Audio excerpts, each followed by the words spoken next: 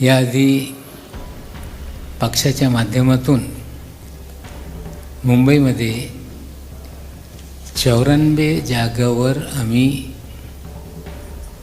उमेदवार जाहीर केलेले.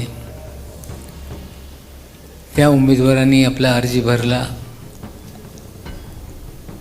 आणि 95 जागेवर जे अर्ज भरण्यात आला होता ते नामांकन किरकोळ कारणांनी रद्द करण्यात आलेलं आहे.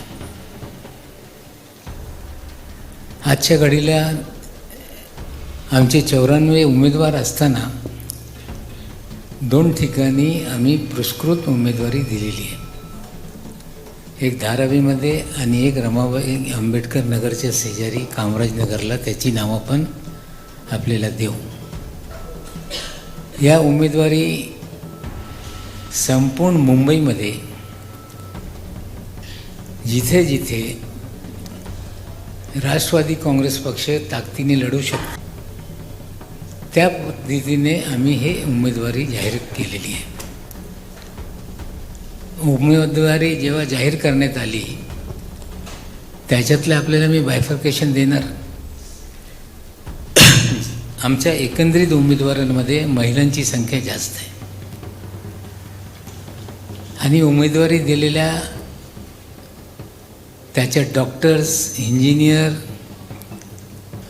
वकील, प्रोफेशनल्स, भाजी विक्रेते, महिला साफ करणारे कार्यकर्ते